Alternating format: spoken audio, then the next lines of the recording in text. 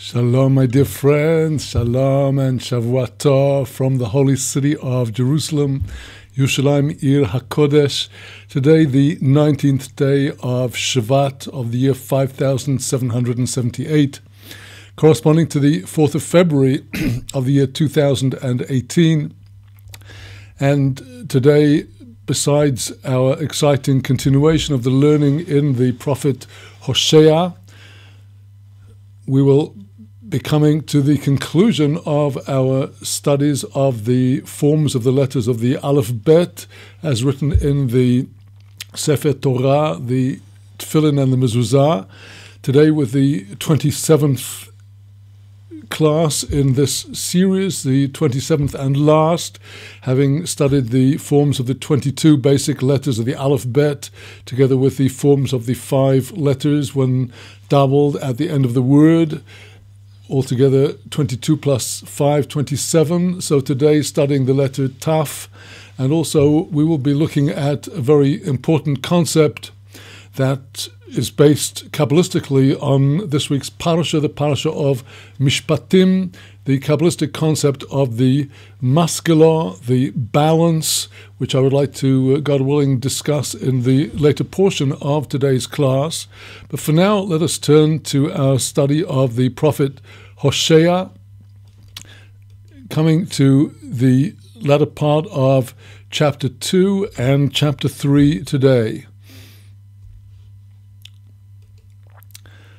Shalom, today, the 19th day of the month of Shvat of the year 5778, corresponding to the 4th of February of the year 2018.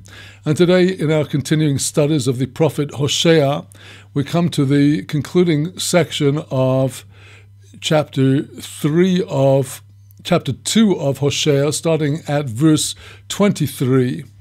We had, in the previous section, been following the beautiful but starkly reproachful chapter 2, the end of chapter 2, which prophesies the great and glorious future, but also speaks about the lengthy exile that was to come to Israel on account of her mixing with the nations, and only when Israel will be brought out into the wilderness again, as at the time of the exodus from Egypt, only then would the Almighty redeem us again by tempting us out of our sinful ways and bringing us to a new period of glory, the reconciliation of the 10 tribes that in the time of Hosea was shortly to be going into exile. Indeed, Hosea's own father, Be'eri, according to our tradition, who was a leader of the tribe of Reuven, who was already taken into exile by the Assyrians, and the exile was going to intensify. But at the end of this exile would come the new covenant, as we saw in verse 20 of chapter 2 of Hosea.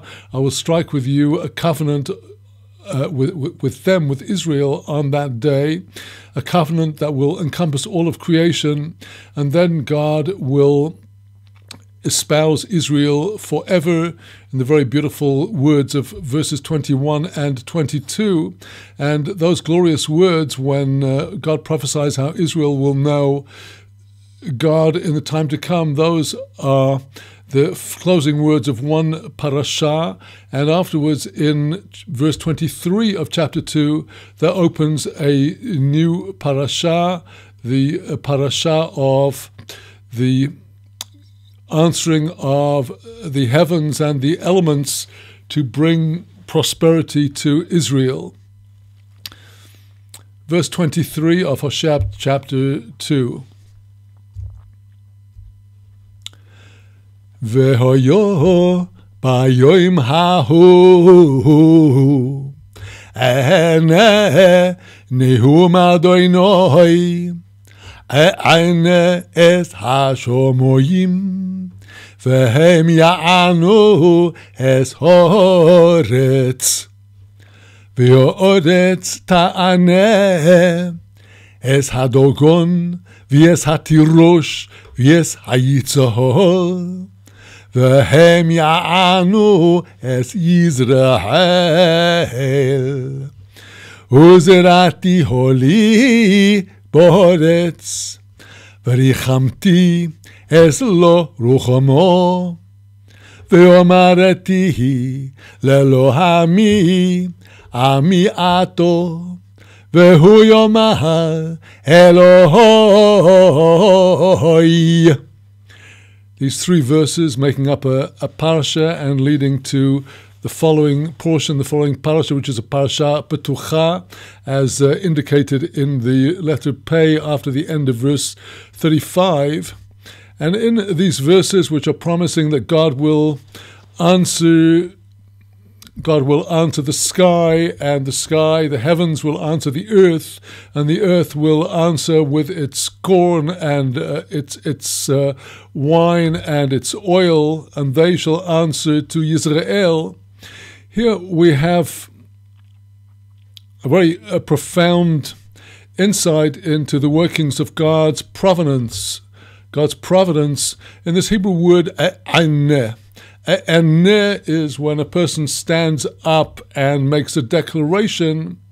This is going to take place Bayom Hahu, verse 23, the second and third Hebrew words. Bayom Hahu, on that day, the day that is prophesied in other passages in the prophets, notably in Zechariah, when he says, on that day, the Lord will be king over all of the earth. On that day, his name will be he will be one, and his name will be one. Bayom Hahu, the Hebrew expression here, the third person pronoun hu, this Kabbalistically alludes to the unknown sphira of Keter, which can only be referred to in the third person as an unknown an entity that's unknown in itself, or we cannot in this world, in our mental state, know and comprehend truly the crown of God's creation, God's inner will, the Keter, which will bring forth all of the following blessings. God answers on this day. We see the following elements. God is answering the heavens then answer the earth then answers the corn, the wine, and the oil, and they shall answer Yisrael. I saw a very wonderful interpretation of these words, which is contained in Likutei Halachot, in the work of Rabbi Nachman's student, Rabbi Nasson, where he tells us that this passage in Hosea may be understood in the context of the Kabbalistic teaching, which is brought in the Tikkunei Zohar particularly, that all of the different levels of the creation, each one is a creditor and a lender in relation to the level that receives from it. For example, the sun is said to be a lender and a creditor in relation to the moon, that is said to be a borrower, because the light of the moon is all received from the sun, and then the moon continues to radiate this light into the creation. Indeed, there are plants and animals that absolutely depend upon the light of the moon, and this relationship between the sun and the moon goes up and down. In other words, the physical planets and the constellation, the Kochavim and the Mazalot, are themselves borrowing from and receiving energy from the higher levels of angels, who in turn are receiving their power and their energy from the archangels above them, and all of the highest powers of creation are receiving from Hashem, the one God. And this is implicit in our verse. God will answer. God will answer in the form of a practical blessing that God will send forth. He shall answer the heavens, namely the celestial beings of the heavens, and they, say the verse, they shall answer the earth. According to the mechanisms of divine providence, the angels will radiate to the constellations and the stars, the heavens, who will in turn radiate to the earth, and the earth shall then answer with the physical prosperity, which is also the prosperity that is alluded to in that is stated explicitly in our Shema declaration of faith in the second paragraph, where we speak about God's promise that He will give us these three elements mentioned in our verse here in Hosea, verse 24, the tirosh, the grain, the yitzhar, the wine, the dagan, the grain, the tirosh, the wine, and the yitzhar, the oil. And these shall all answer Yisrael, that is to say, Yisrael, whose name was brought forth in chapter 1 as having its negative connotations, because it would be Israel that will be scattered. But here the heavens and the earth are answering to Yisrael to ingather them. And we see that in verse 25, and I shall sow her in the land for myself. Zeratihu li ba'oretz. God says, I shall plant her, that is to say, Knesset Yisrael, alluded to in the name Yisrael, li, for God Himself, for me, says the verse, ba'oretz, there in the land. V'rechamti es lo ruchama, I shall have mercy upon she that was not shown mercy. Here we have we've come full circle, we've swung back to the return to the favor of Israel. V'omarti lo ami, whereas before it was said, you were not my people, I will now say, ami ato, you are now my people. V'hu yomar, and the response will be from the people, Elohoi, my God, the acceptance of the kingship of God Almighty. So that completes the lengthy discourses contained in chapters 1 and 2 up to this point. And then in chapter 3, we go back to another version of the same mashal. It seems to be a repetition of the same basic story that we had in chapter 1, and it seems to repeat itself, but here the metaphor and the nimshal, the subject of the metaphor, are more clearly defined. So turning now to chapter 3, verse 1, a new prophecy, or an extension of the first prophecy, a further prophecy as signified by the fourth Hebrew word, Vayomer Hashem Elai Od. He said more, further, yet again. The Hebrew words of Hosea chapter 3, verses 1 through to the end of the chapter, to verse 5. Vayomer Adonai Elai Od lech ehav isho ahuvas re'a umenofes ki ahavas Adonai es bnei Yisrael vehem poinim el Elohim acherim ואוהבי השישה ענבים.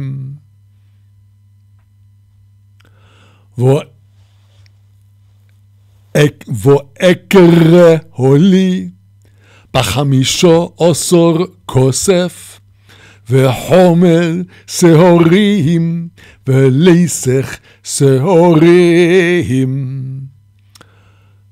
ואומר אלהו יומים רבים תשבי לי, לא יסיזני ולא יסהי לאיש, וגם אני אלוהיך.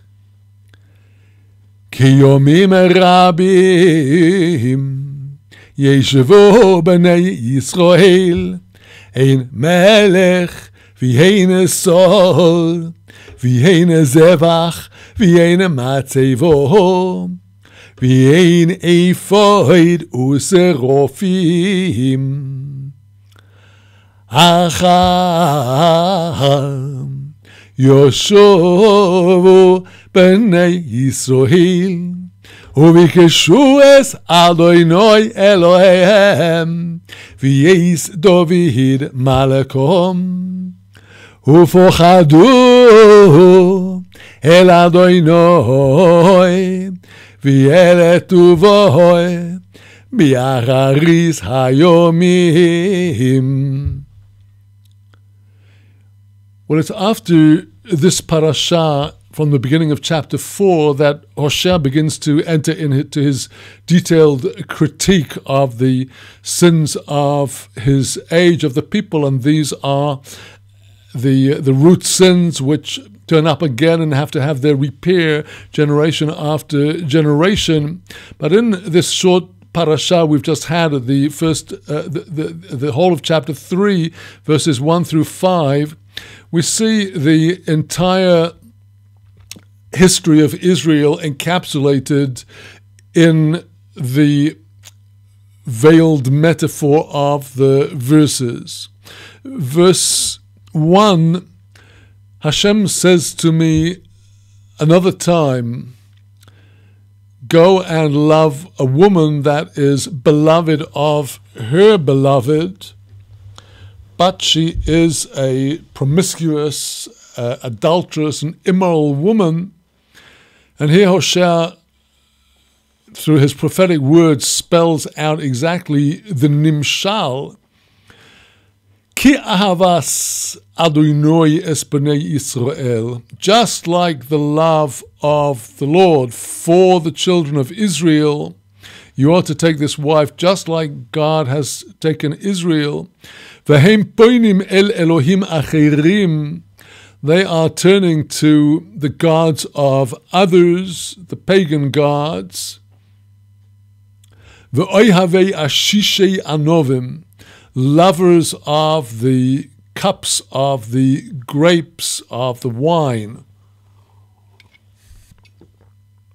Drunken Ephraim, in the words of Isaiah, Hoi shikore Ephraim, woe to the drunkards of Ephraim, who have gone into this immoral promiscuity of turning to the nations and following their gods. And then in verse 2, on the surface, it seems to be that Hosea is speaking about his marriage with this woman, v'ekro li.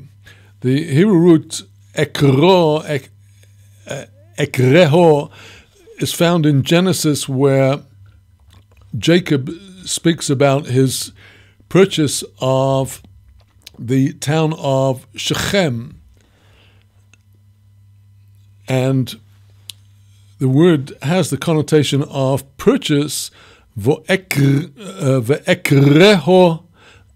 It's hard to pronounce this word properly, vo'ekreho, where the hey at the end with its kametz is her, and the root is the aleph kof resh. I purchased her, namely through the marriage dowry, b'chamisha osor kosef, with 5 and 10, namely 15 silver coins, the chomer seorim, a chomer measure of seorim, of barley, the lesech seorim, and a lesech measure of barley. These are quite large quantities of grain. The measures of Israel are contained in the latter chapters of Ezekiel, when he's speaking about the sacrifices in the future temple and defining the measures of the sacrifice. And we shall presently go into exactly what this deeply veiled metaphor is really referring to. It is, according to our commentators, not so much Hosea who is paying the dowry to this woman. In fact, as already discussed, possibly the woman that Hosea is having to, as it were, marry is in fact none other than Israel.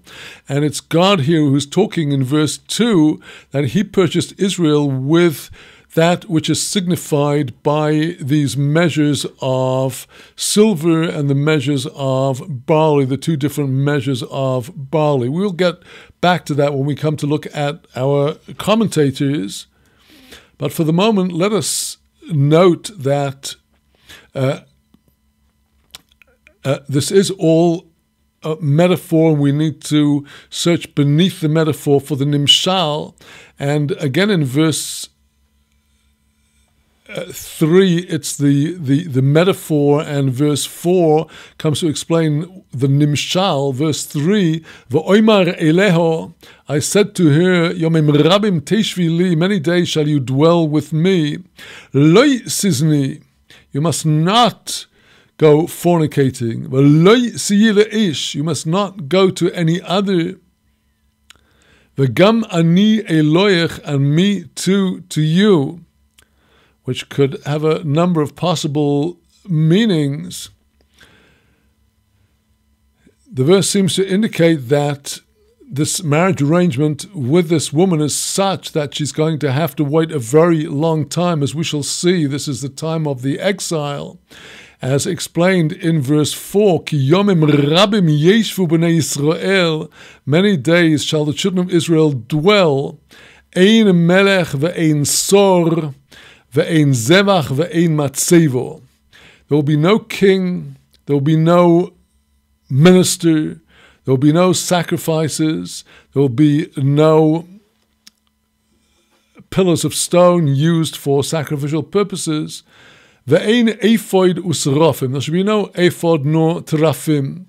The ephod is understood as the breastplate of the high priest, with the 12 stones corresponding to the 12 tribes of Israel with their names carved on the stones, and with the Urim v'Tumim, apparently two jewels contained within the doubled over breastplate, which were the source of the prophecy which the high priest would read off the flashing letters of the ephod. The concept of the terafim appears a number of times in the Torah itself, in the 5 books of Moses, and also in the Tanakh, in the Torah, in Genesis. We find that Lavan, father-in-law of Jacob, father of Rachel and Leah, had his terafim, that were his cult divining idols, which Rachel stole from him, and he went chasing after them but couldn't find them. We find in book of Judges that Gideon makes his own ephod and starts using terafim. And we find also mysteriously that in book of Samuel, when Saul is persecuting David and sends a detachment of soldiers to come to David's house where he is with Saul's daughter Michal, she has there what is called terafim, and that's when she covers over the form of a human in the bed, and David escapes out of the house to escape Saul's soldiers. Well, what exactly are these terafim?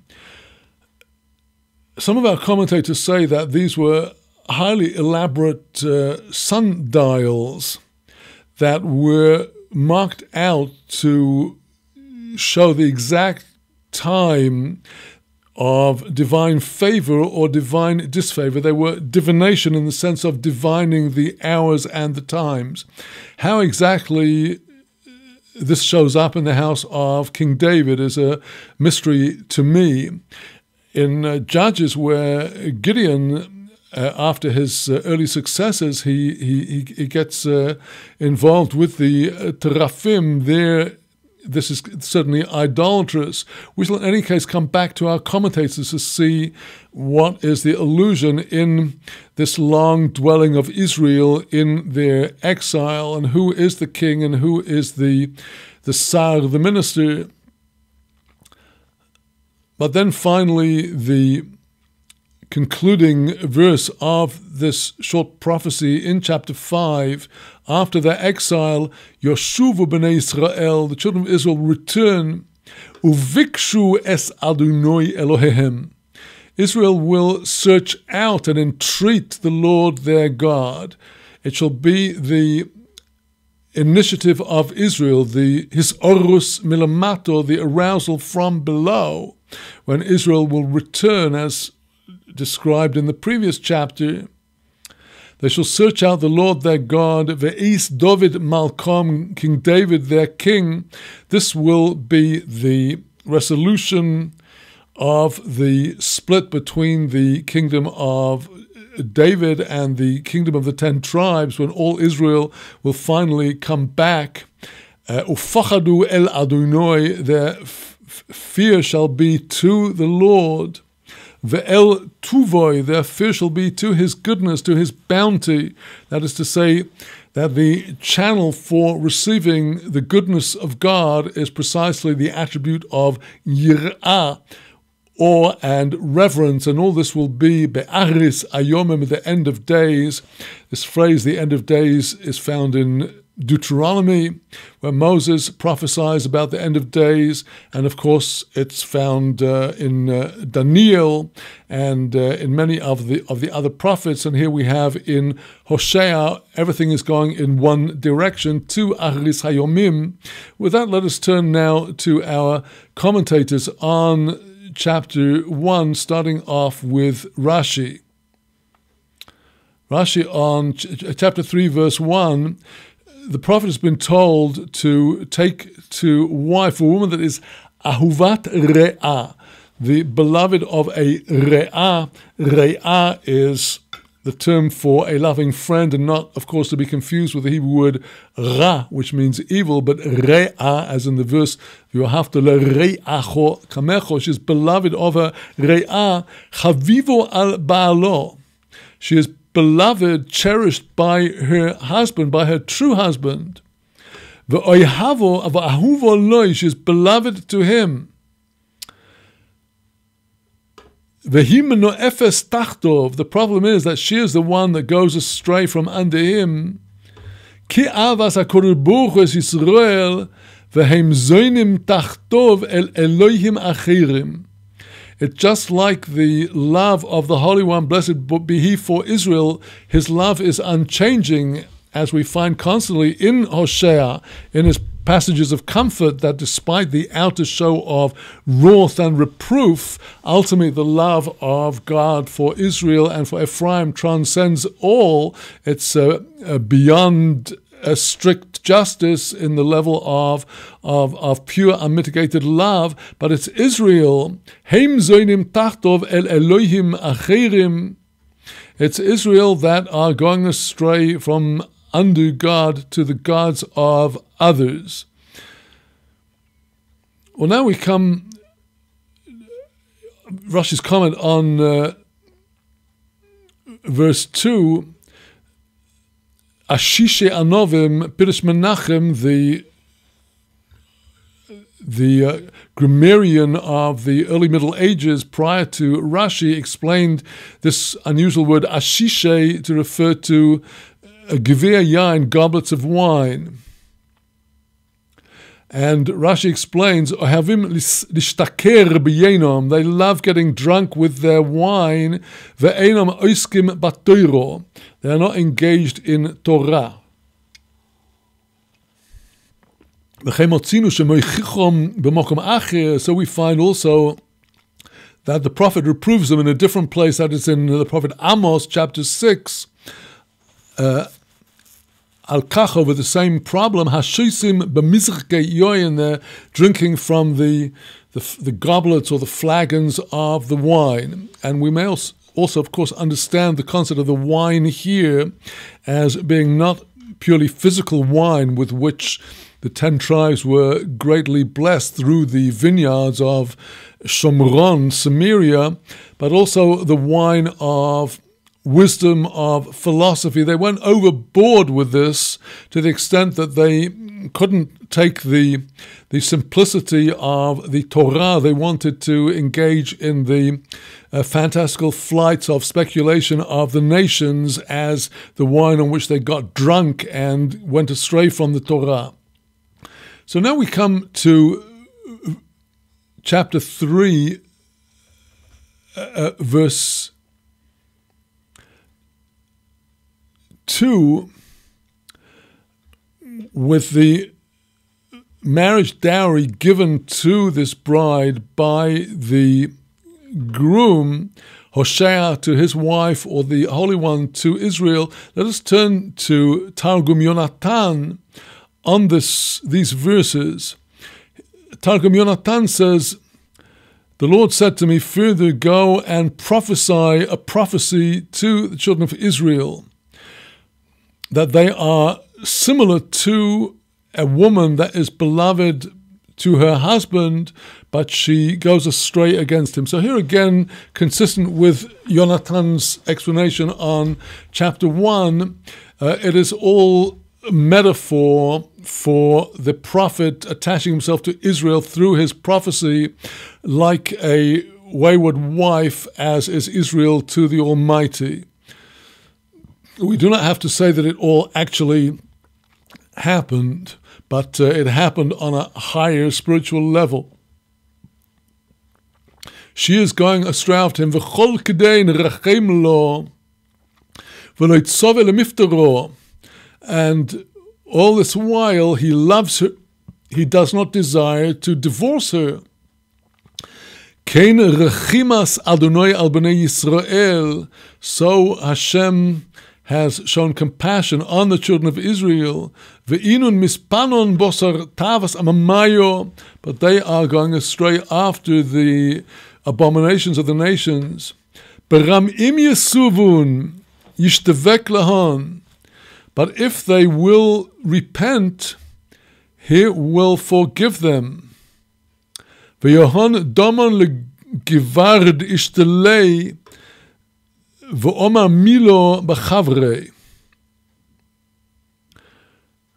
There should be like a man that did something unwittingly, that did it unintentionally. Even their intentional sins will, through their repentance, be turned into to sholi, which is the Aramaic term for an unintentional sin.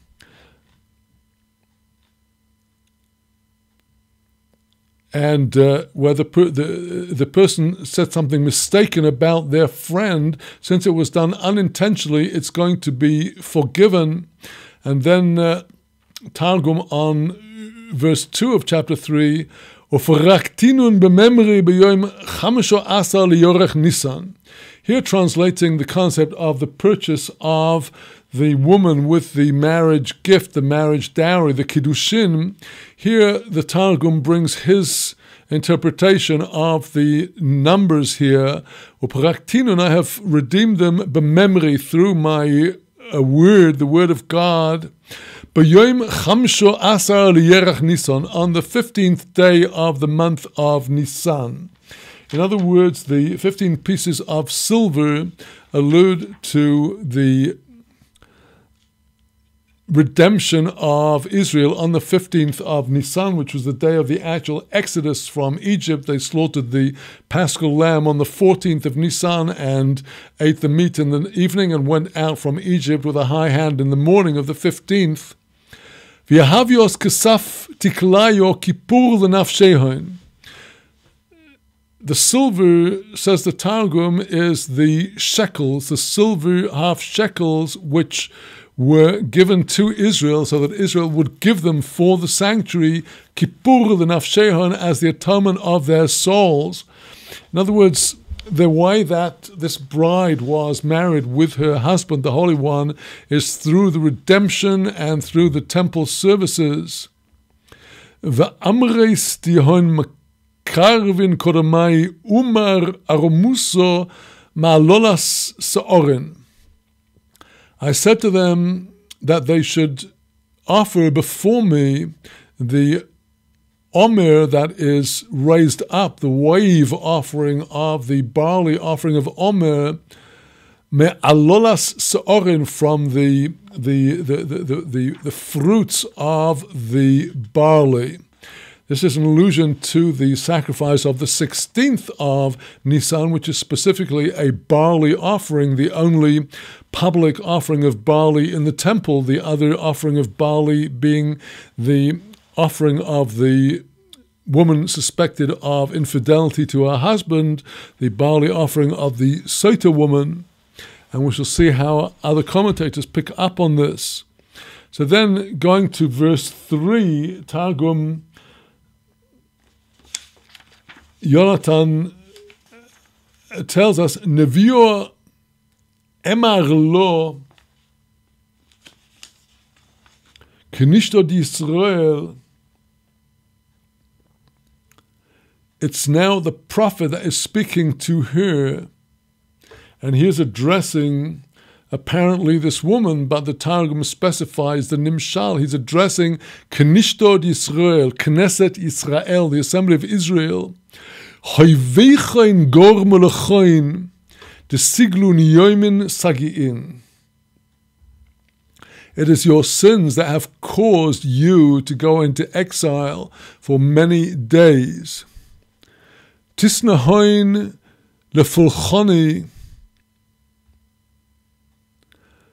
lositun velosiflechun letavoso. You must turn to be for my service. Do not go astray and do not worship the abominations.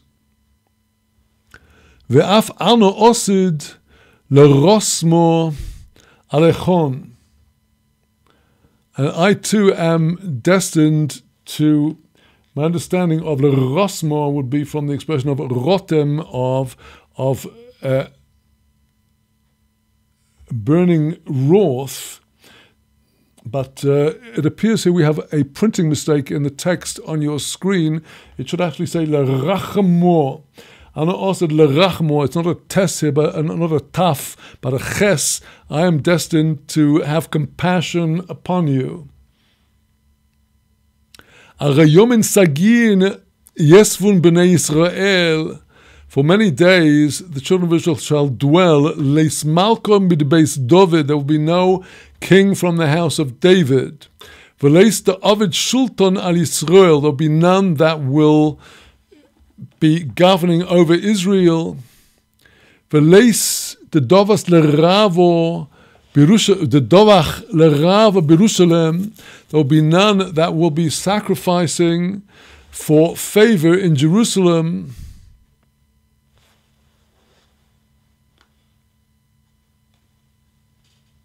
V'leis kumso b'shomron,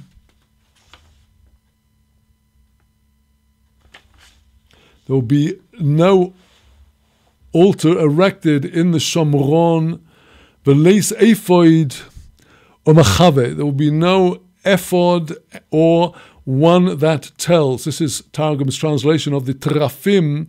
Machave is from the Aramaic root of telling or relating, just as these terafim idols, or this particular astronomical dial, would relate the times in which the celestial bodies were aligned favorably or unfavorably. And finally, Targum on verse 5, after then, children of Israel will repent and they will seek out the service of the Lord their God. They shall obey Moshiach, the son of David. That is to say, Moshiach is already here. What is necessary is for us to listen to his words and follow his Torah. David, the son of David, their king, they will be given over to the service of God. Abundant will be his goodness that will come to them at the end of days. Well, with that, let us turn to Rashi on this these verses, from verses 2 onwards of the chapter, the purchase of the bride. Vechareo li, says Rashi, loshen schayro. This is an expression of commercial purchase. I don't know what is the ancient French word he quotes here. Bargenia, bala'az in the language of the vernacular of Rashi's time, but he quotes the verse of Jacob saying about the field that he purchased, that he gave specially to Joseph, Asher korisi, that which I purchased for me. Our sages teach us that in the distant provinces of the far off over the seas, they refer to a sale or a purchase by the expression of kiro, mechiro kiro.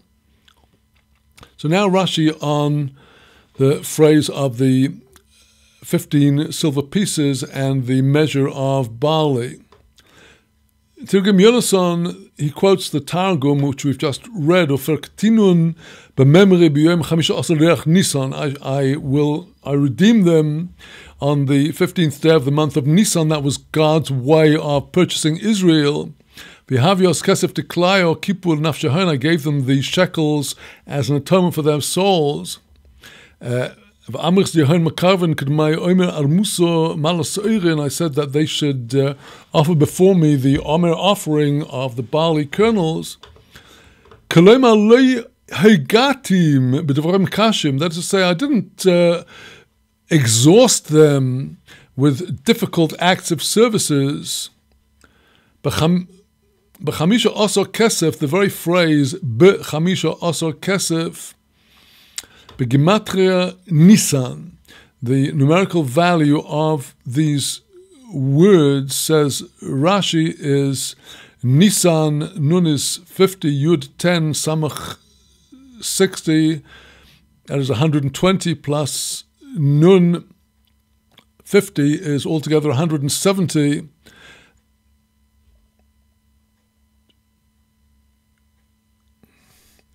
And I think it gets...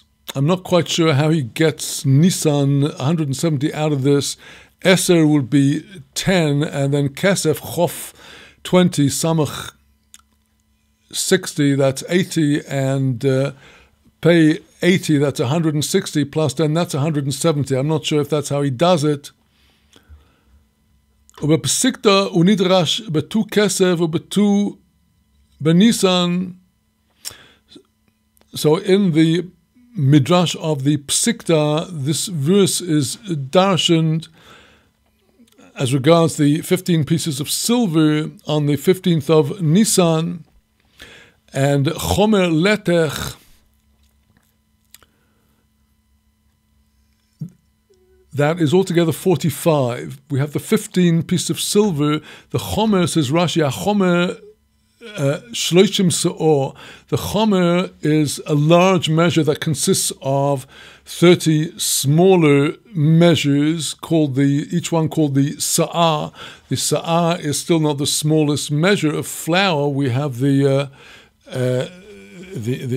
kav and smaller measures, but for Rashi's purposes here, the 30 sa'or of the chomer, that added to the 15 piece of silver, that's altogether 45.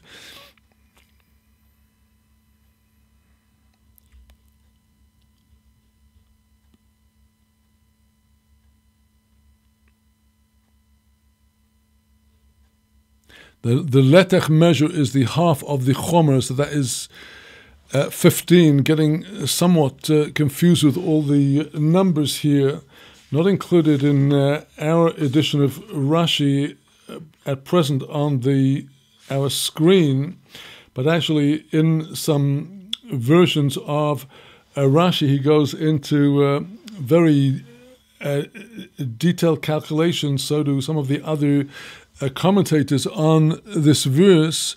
Let us turn now to the Metzudat David on the same verse in chapter 3 when he's talking about the chomer and the letech and the silver. Let's go to the Metzudat David commentary now.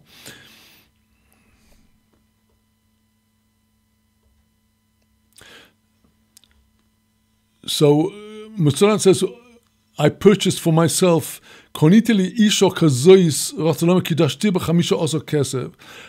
acquired this woman, a woman like this, as instructed by God, says the prophet.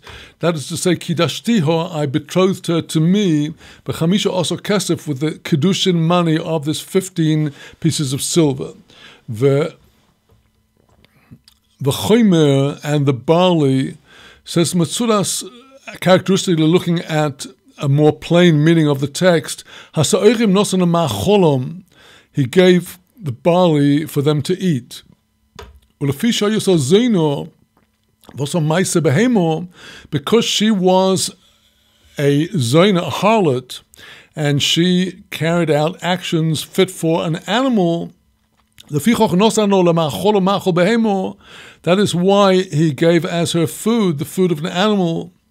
Something similar to this said our rabbis, as I mentioned earlier, al minchas soito, speaking of the flour offering of the woman suspected of marital infidelity, the soito, her mincha offering, it had to be a barley flour because of the connotations of its being an animal food. The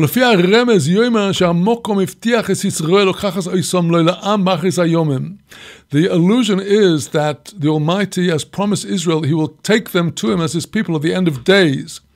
Now this promise came about through the hand of 15 prophets of Israel. So this is radically different from Rashi now, but also with the redemptive note. It's 15 prophets. The first of these prophets is King David in Psalms, become a mizmorim and a number of prophetic psalms. Hasheni Yeshayahu b'nevuosov. The second is Isaiah, the Lord of all of the later prophets and his prophecies. Hashlishi Yirmiyahu v'Revi Cheskel. Third is Jeremiah. Fourth is Ezekiel. And from this point on, Metzudat David mostly enumerates the prophets of the Trei Asar, with two exceptions, as we shall see. Hamishi Hosea, the fifth is Hosea, the sixth is Yoel, the seventh is Amos, the eighth is Ovadia, the ninth is Micha, the 10th is Habakkuk, the 11th is Tzfania, the 12th is Daniel, who is not one of the 12 but is brought in here. The 13th is Haggai, the 14th is Zechariah, and the 15th is Malachi. Well, interestingly, absent from this list are two prophets who do not prophesy directly the future redemption. One is Jonah, and the other is Nahum, all of whose prophecy is taken up with the overthrow of Ashur, Assyria, and Nineveh. So these are the prophets, says Metzudat David, that are alluded to in these 15 pieces of silver. They alone prophesied over the future redemption. There were no more prophets, namely Jonah and Nahum, who prophesied over the future redemption in itself. V'omar kesef, the reason the prophet uses the expression of silver, ki el nevuoseyem nichsefo, because he has yearning for their prophecies. The Hebrew word kesef is related to the root of, in the word yearning and longing, kisufin, people yearn and long for silver. V'gam kol sonafshom shel Yisrael, indeed, the soul of Israel expires during the age of the exile over yearning for the end of days. V'gam achoyim v'alesech, also these measures of barley mentioned by the prophet, Yirmoz al neviim ha'em, also allude to those prophets. Ki b'chomer v'alesech yesh chamisha oso ephos. In a chomer itself and a lesech, there are 15 ephos. The ephah is a smaller measure. We have in the Torah the standard flour offering on the altar was asirit ha'ephah, 1/10 of the ephah, and the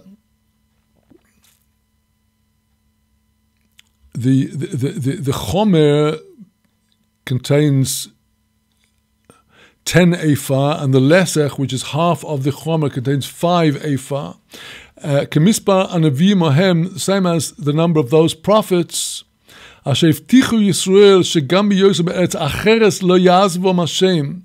For they were the ones that promised Israel that even when they would be in another land, God will not abandon them. V'yiten lohem michyo, He will give them their sustenance. Ulam lo b'hashpa'a merubah, however, not with in such great abundance. V'lo merames. That is why the allusion is from barley that is not eaten except when people have no other option, when they're under pressure. And then just following through the Metzudat David on the closing verses of this section, I said to her, that is to say, when I betrothed her to me, I said to her, many days you will be held back, you will have to wait for me until I will actually marry you. In the Torah order of marriage, first comes the kiddushin, the betrothal, and only later comes the nisuim. And as we already saw in the earlier chapters, Israel is still at the level when she is under her Baal, her Lord and Master, not yet ready to call God Ishi, my man. So this betrothal process is only the beginning of a long period, and God warned the people, and the prophet was told to warn his wife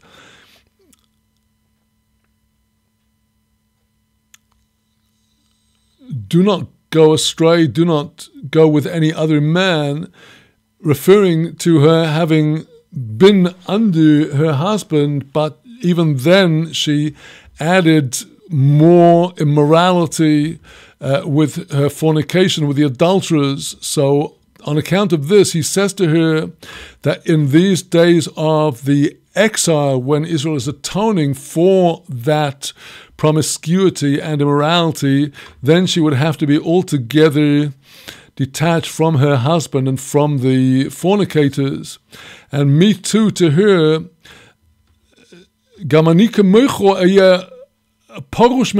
God says to Israel, I too will be separated from any woman. It's not that I'm going to marry somebody else. I shall be waiting for you until I shall marry you. For many days, explains the prophet, says that Metzudat David on verse 4, now he will explain that all this is alluded to in the many days that Israel would dwell in exile, and they would be hoping for the redemption, and God himself too would also, as it were, be waiting when he could take them out to himself as a people, even during the days of their exile. God will not attach himself to any of the other pagan nations. That is to say, here we have a promise that is very opposite of the replacement theology that, as we see, Hosea was verging on and dabbling in, and no way is God going to be unfaithful to Israel. And now a very interesting explanation of Metzudat David on the following verses. There'll be no ein sar. He says, in all the days of their exile, together with the fact that their king, that is HaKadosh Baruch Hu, the Holy One, blessed be He, will not be with them manifestly. As it were, here Metzudat David is explaining the words in the Hebrew, Ein Melech, there's no king. It's as if in the exile, in the height of this concealment, there's no king. Afal pichein ein sar. Nevertheless, there is no sar. I translated it as minister, but the word sar refers to the supreme angels. Even in their exile, they will not be serving any one of the sarei mala, the archangels, lekabloi leloka, to accept that archangel as a god, God forbid. Dugmaso isho ahi shetia perusha mi isho. just like that woman that will be separated from her husband. But despite that, she will also be separated from those who have gone astray.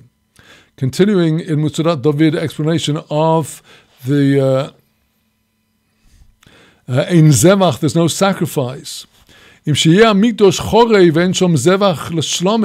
though the temple will be in a state of destruction, there will be no peace offering.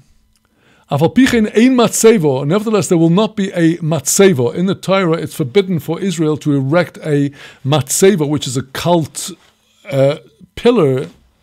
That is to say, despite there being no temple, Israel will still not, in their exile, continue to go astray, such as to worship idols on a matzeva.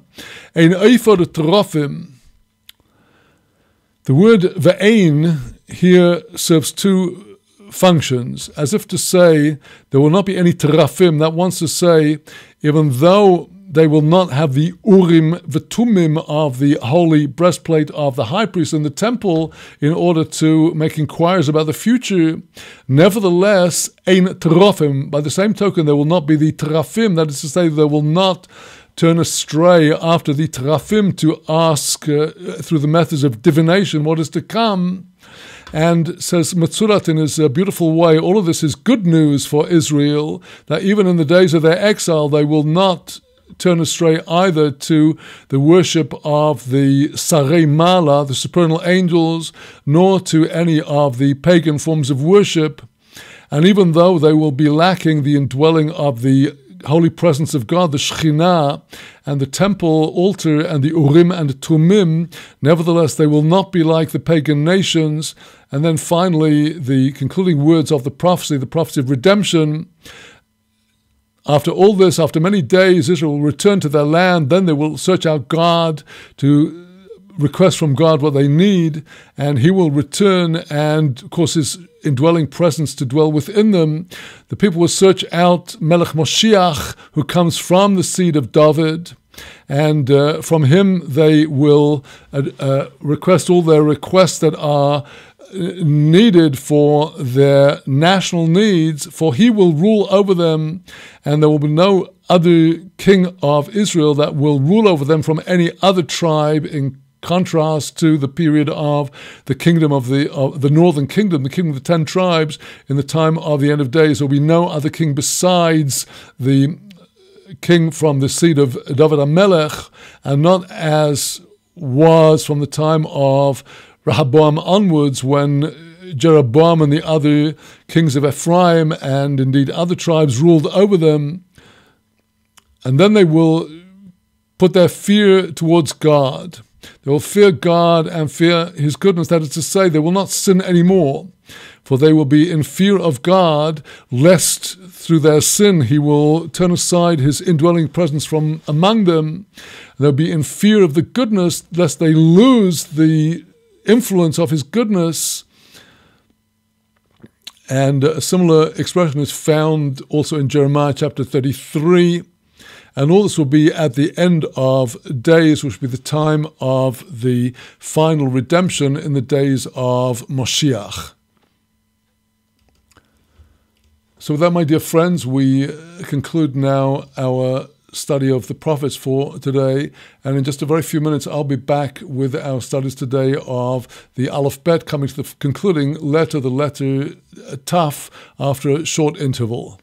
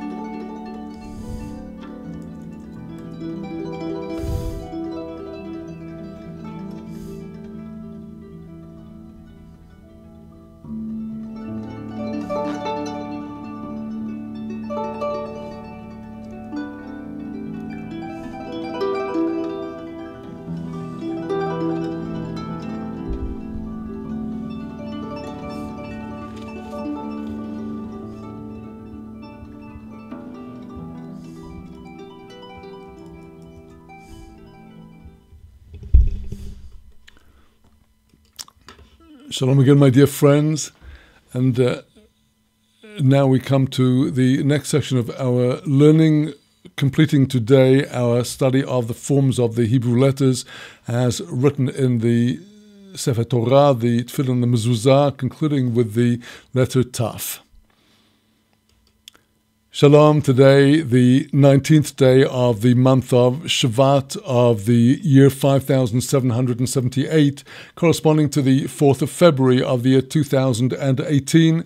And today we come to the concluding section of our study of the forms of the letters of the Hebrew alphabet as written in the Sefer Torah, the Tefillin and the Mezuzah, with the letter Taf. This is number 27 in our series because although there are 22 basic letters of the alphabet, there are 5 of those letters that take a different form when they are written at the end of a word from the form they have at the beginning or the middle of the word. The letters Mantzpach, so the 22 basic letters plus another 5 is 27, and the letter Taf is the last of the 22 letters of the alphabet.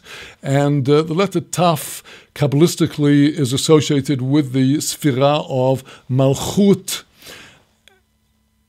And the letter Taf is alluded to in the prophet Ezekiel when he witnessed the angel being told to put a mark on the heads of those of the righteous in Jerusalem when the rest of the city was about to be destroyed. But in the end, even they were not saved.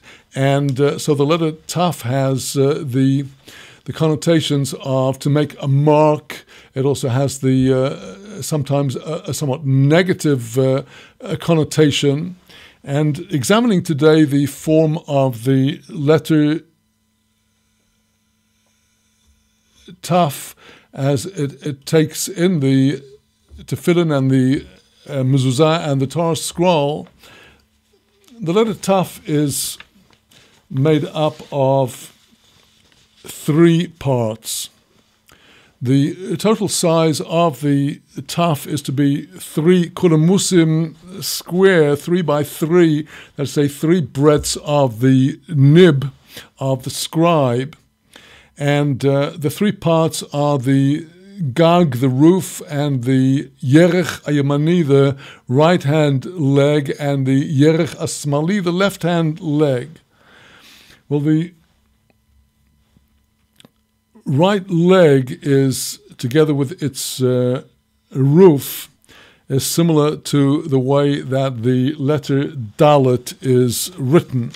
The letter Dalet is made up of a roof and a Yerech, but it does not have the side by side the left-hand leg which the Taf has. Interestingly, in Gematria, the letter Dalet is 4, the letter Taf is 400, so we do see a relationship between the two numerically in terms of the fact that they have in common the Dalet on the made up by the roof and the right-hand leg.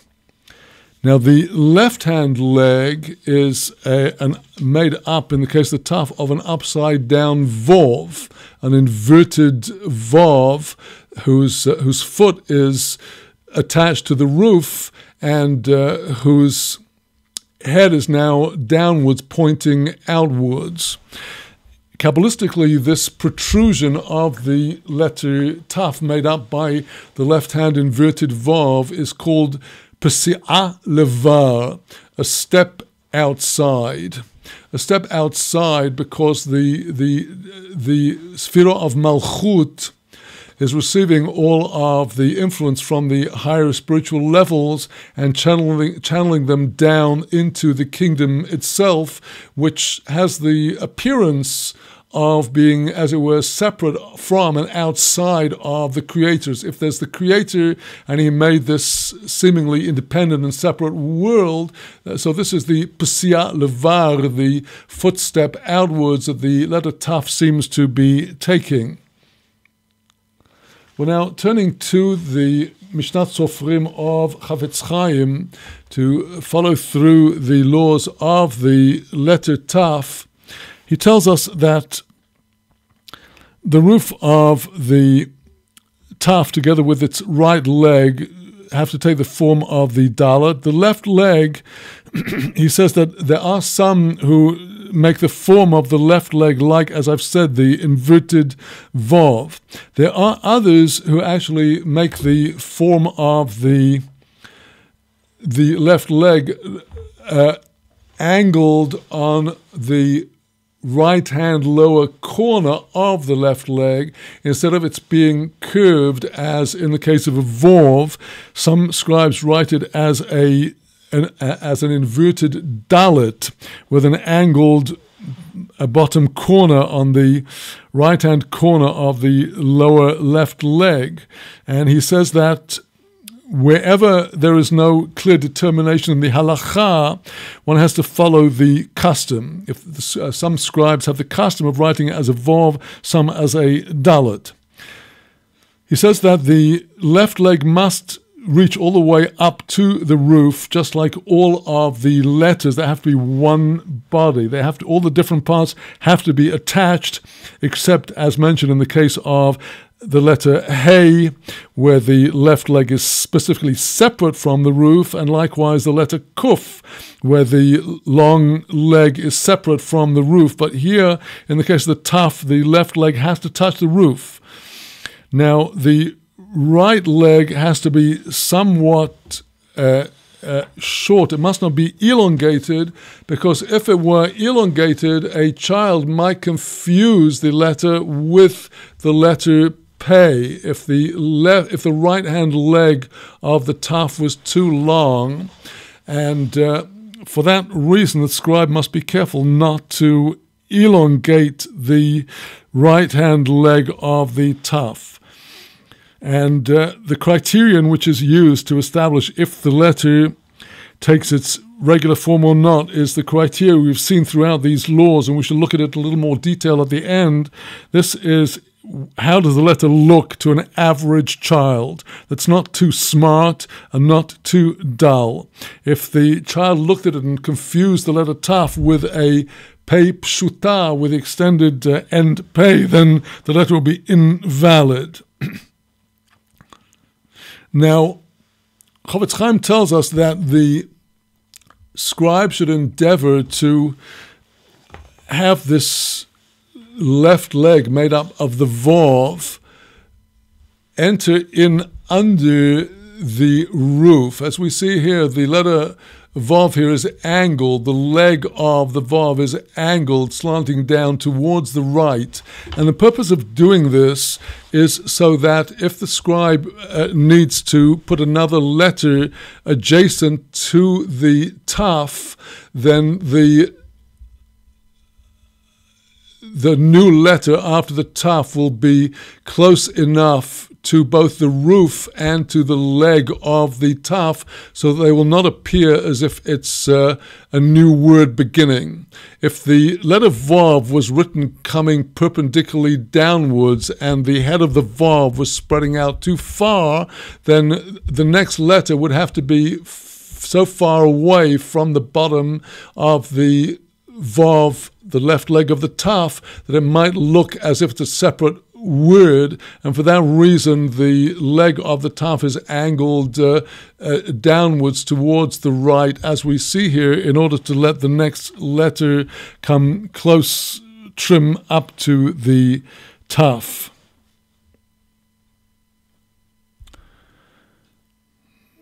Now, likewise, the roof of the Taf must not extend too far to the left. And if the roof of the Taf was drawn by the scribe far to the left, so that the leg of the Vav was actually somewhere in the middle of the roof, this is not correct. And the only circumstances in which it might be acceptable would be if the scribe had written this mistakenly in the tefillin or mezuzah, and had then written on afterwards, after drawing the roof of the taf too long. If the scribe went on, he cannot go back to rectify the shape of the taf, because of the principle of shaloi kesidron. The letters must not be written not in their proper order as they follow one after the other in sequence of the verses, so he can't go back to correct it. In that case, says Chofetz Chaim, it would be possible for the scribe to rely upon an opinion which is actually held by many of the Rishonim, the early sages, that the correct form of the taf is indeed where the Vav is closer towards the middle of the roof, but that is not the accepted halacha. It would only be that acceptable b'di'avad if it was after the fact in tefillin or mezuzahs. As to the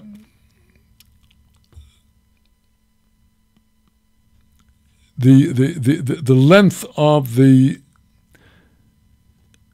left-hand vav, if it's written too short by the scribe, if it was written no longer than a yud, we would also rule the letter to be invalid. It doesn't have the proper shape of the taf, because again it could be confused with the letter pei kefufo, with the end pay, because of the protruding. If the left leg was made too short, so that again would be another thing that could invalidate the letter.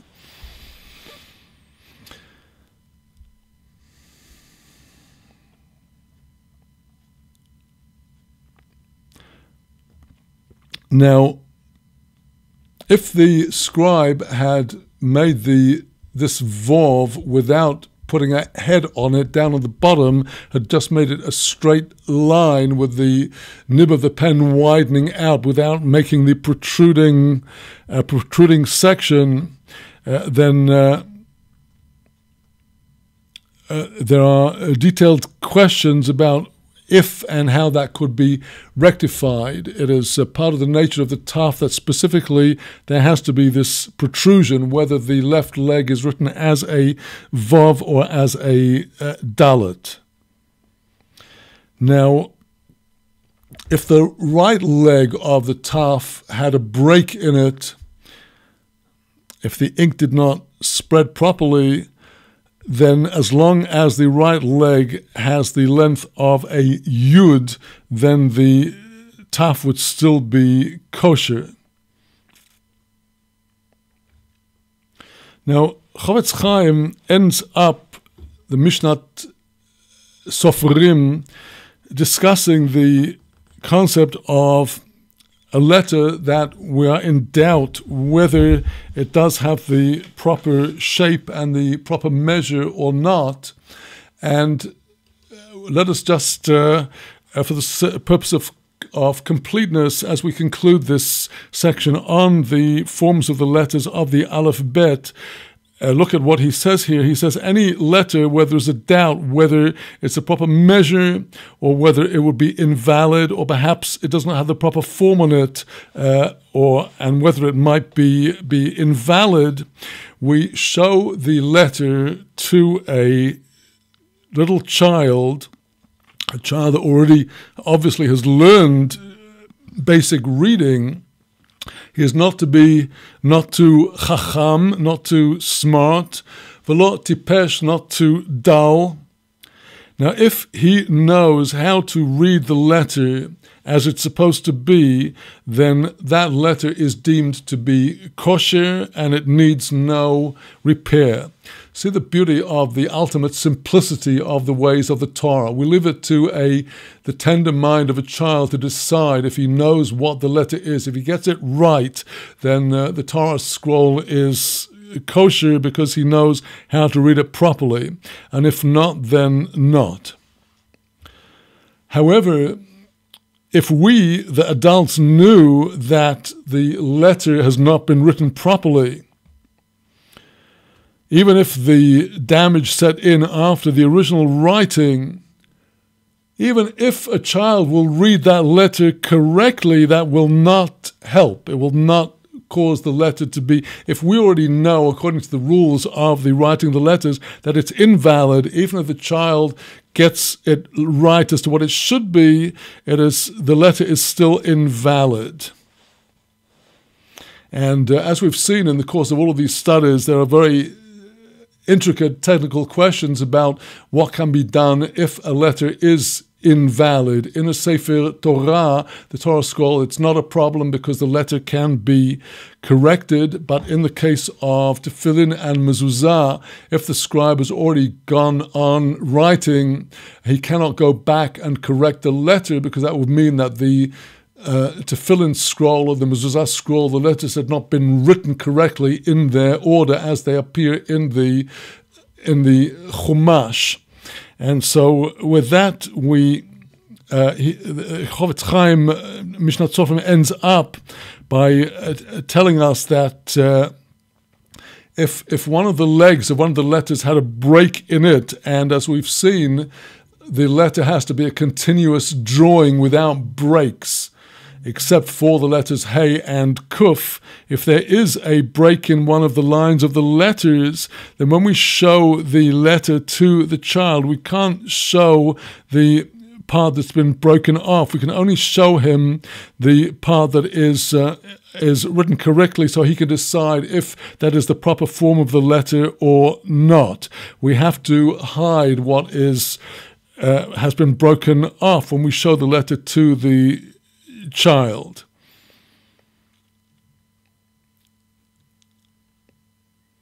Because if the letter was not if the broken part was not covered, the child might unwittingly connect it with the part of the letter that is written correctly, and he will identify the letter when it's not really kasher. And with that, with thanks and praise to the Creator of the universe, we complete our study of the Mishnat Sofrim of Rabbi Yisrael Kagan on the laws of the writing of the holy letters of the alphabet in Sefer Torah, Tefillin, and Mezuzah.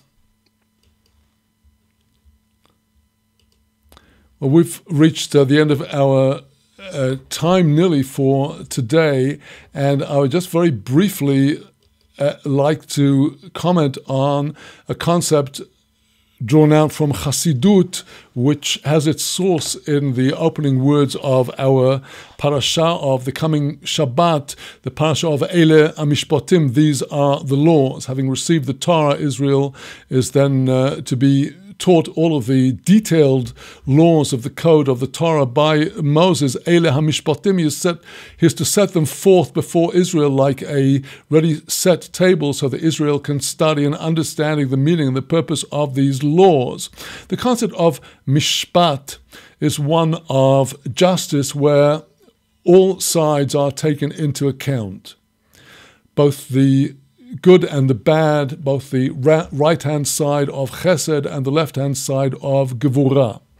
And this is integral to the Kabbalistic concept of the maskil, or the balance, which came into creation after that phase of the Kabbalah that is called the breaking of the vessels. The breaking of the vessels is a Kabbalistic explanation of why imbalance has come into creation, because of the abundance of light that caused the breaking of the vessels and caused sparks of light to be scattered in exile among the forces of evil. And it was then, according to the Kabbalistic account of the creation, that God revealed the Sfirot in a new and balanced form, in which the Sfirot are no longer independent, as it were, of one another, but are all in a balance which is conceived according to the form of the human being, with a head, with the right-hand side and the left-hand side in balance, the two eyes, the two nostrils, the two ears, the two arms, the two legs, and the center column of the brain and the heart and the liver and the organ of procreation.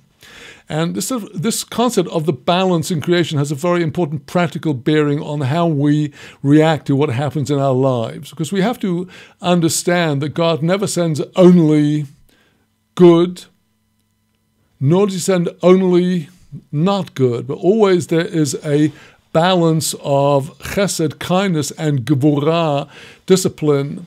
And this balance comes about through the revelations of God.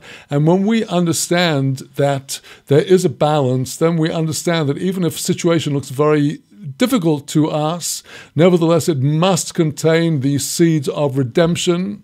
We must also understand that nothing is only ever all good, so we can go on and on indulging in the good, because God always sends everything in this balanced way with gevurah to balance chesed. And for that reason, we have to beware that where there is too much good, we might have grounds to suspect that there are some negative aspects which have been sent to us as a challenge to fight against. With that introduction to the concept of the Maskela, based on Likutei Moharan, Part 1, Lesson 10, we conclude for today our studies. And with the help of God, tomorrow we'll be moving over to a new set of laws, the laws of kashrut, beginning with the laws of the prohibition of the consumption of blood and the consequent necessity to salt our meat from animals and poultry before eating. And with that, my dear friends, we conclude our studies for today. And I would like to wish you Shavua Tov Mvorach and look forward to being with you again tomorrow. Shalom from Jerusalem, the holy city, Yerushalayim, Ir HaKodesh.